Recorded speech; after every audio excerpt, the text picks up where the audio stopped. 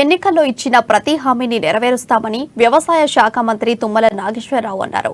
ఖమ్మం ప్రజల కాళ్లు కడిగి ఆ నీళ్లు నెత్తిన పోసుకున్నా ఆ రుణం తీర్చుకోలేనన్నారు.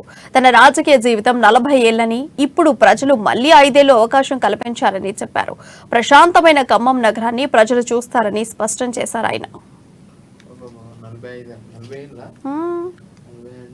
రాష్ట్ర ప్రభుత్వం ఆర్థిక పరంగా కష్టాల్లో ఉన్నప్పటికీ అత్యంత సమర్థులు, మాట మాట్లాడకుండానే పనిచేసేటటువంటి భట్టి గారు ఫైనాన్స్కి వచ్చారు. మేము ఆయనకి అది కష్టమైనటువంటి పదవే, మొండ కిరీటమే. అయినా తెలంగాణ ప్రజలు నమ్మకం ఆయన మీద ఉంది.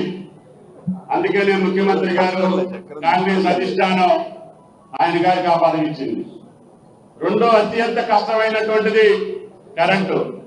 నిన్న మొన్న మీరు చూశారు కేబినెట్ లో 85,000 కోట్ల అప్పులతోటి అది కూడా ఆయనకి అప్పచెప్పాం.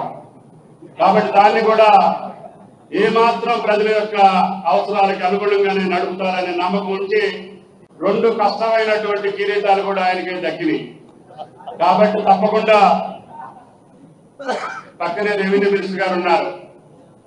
ఆయన ఇక్కడ ముస్లిం ఆస్తులు, వక్ఫ్ ఆస్తులు, ముఖ్యంగా 1000 ఎకరాలు దానికి జ్యుడిషియల్ ఇది ఇచ్చి ఏ రకంగా అటు ప్రొటెక్ట్ చేస్తారో, తర్వాత రైతాంగం యొక్క భూముల్ని సక్రమంగా ఎవడ భూమి ఆడుకొచ్చేటట్టుగా అనేక లోటుపాట్లు సర్దిద్దుకుంటూనే రాష్ట్ర ప్రభుత్వం ఆర్థిక పరంగా కష్టాల్లో ఉన్నప్పటికీ అత్యంత సమర్థులు, మాట మాట్లాడకుండానే పనిచేసేటటువంటి భట్టి గారు ఫైనాన్స్కి వచ్చారు.